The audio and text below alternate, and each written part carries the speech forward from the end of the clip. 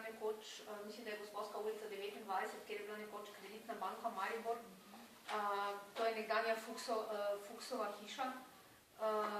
Janez Nepomuk Fuchs je bil namreč eden izmed znamenitih mariborskih gradbenih mojstrov, ki je v Mariboru ustvarjal in se je torej poročil z vdovo mojstra Hoferja, ki je bil dejansko, bi rekla, eden najpomembnejših pravzaprav mariborskih mojstrov, ki je predvsem ustvarjal sakralno arhitekturo in potem je, torej po njegovi smrti je torej njegov ljus oziroma to delavnico, vključno z njegovo ženo, če se smem malo pošaliti, prevzel mojster Fuchs in stanovala sta torej v tej hiši, torej tukaj na Gosposki ulici.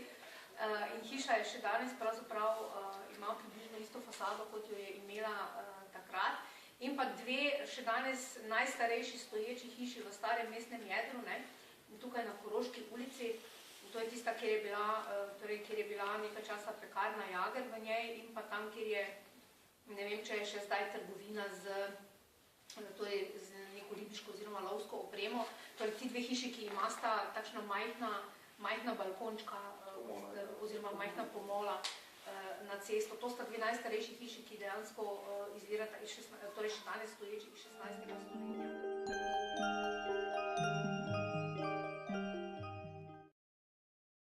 Številka 210, očitno, po prvih štetih današnji glavni trg 1.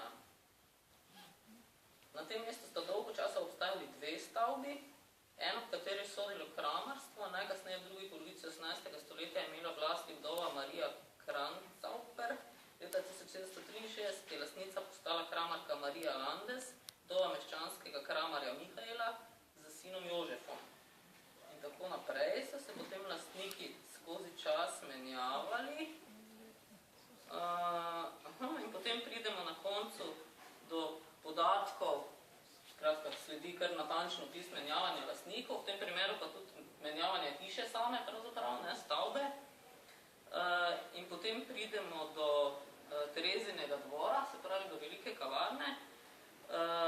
Obe stavbi, o teh dveh se v začetku govori, sta mlinarska podjetnika brata Franc leta 1912 dala podreti, to se pravi v času gradnje mostu, oziroma priprav na gradnjo mostu, in na njej do prihodnega leta po načrtih Rudolfa Kifmana, znamenitega mojstra gradbenega mariborskega, zgradili stavbo Terezijenega dvora, Terezijenhof, kasnejše velike kavarne oziroma kazina, ki je zasedla tudi vzhodni del stare hiše na naslovu Dravska ulica 6.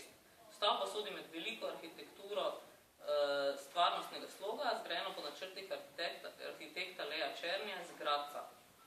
Leta 1939 je v stavbi dobil sedež Radio Maribor, ustanovljen 10 let poprej.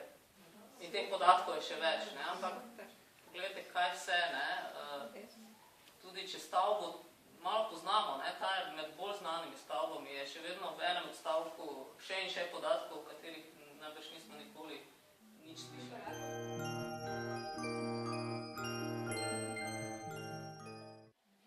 Ulica 10. oktobra 5 in 7, sta tukaj, se znajdeta skupaj, naslova.